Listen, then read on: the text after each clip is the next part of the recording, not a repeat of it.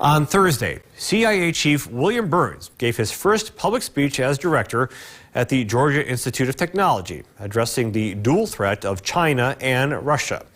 He says Chinese President Xi Jinping is a silent partner in Russian President Vladimir Putin's aggression in Ukraine, warning that China poses the greatest challenge and most profound test that the agency has ever faced.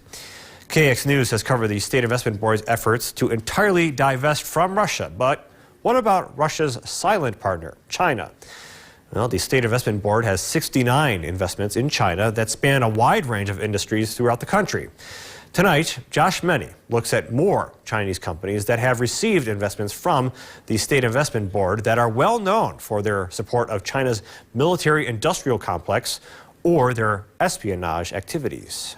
The State Investment Board is invested in Pax Global Technologies, a Chinese technology company with offices here in the U.S. Last October, the FBI and the Department of Homeland Security raided the Florida offices of this Chinese technology company. The raid was tied to reports that the company was involved in cyber attacks against organizations in the U.S. and European Union. And the U.S. Treasury Department also warned that Pax terminals were transmitting encrypted data to unknown third parties in China. North Dakota is also invested in APT Satellite Holdings. China recently declared space as a military domain, with the goal of achieving military superiority in future space warfare. Two of the largest shareholders in this company are the China Aerospace Science and Technology Corporation and the China Satellite Communications Company. Both the Trump and Biden administrations have warned investors away from investments in these companies, calling them part of the military-industrial complex of the People's Republic of China. I spoke with Captain James McCormick, who is a decorated former national military officer, who among his many honors has received the Global War on Terrorism Service and Expeditionary Medal. These people are utilizing our money, your money, North Dakota,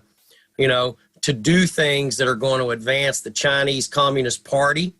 Okay, that's a fact, and also assisting potentially in this entire, back and forth conflict that we have with Russia right now. McCormick served in Desert Storm and the Iraq War and was awarded with a Silver Star, 3 Bronze Stars, and 3 Purple Hearts, among other combat decorations. Knowing, the heart of a lot of really fine North Dakotans that I served with in Iraq over a period of, many, many years, I can tell you that those veterans that have served this country and served it honorably are probably appalled by this. In addition to Pax Global Technologies and APT Satellite Holdings, the State Investment Board is invested in 3 Chinese technology giants, Baidu, Weibo, and Tencent, who have all been linked to the Communist Chinese Party for assisting with its espionage efforts, as well as the Chinese National Offshore Oil Corporation. The CNOOC has been sanctioned by the U.S. government for its ties to the Chinese military. Former President Donald Trump and now President Joe Biden have both placed the company on the official list of companies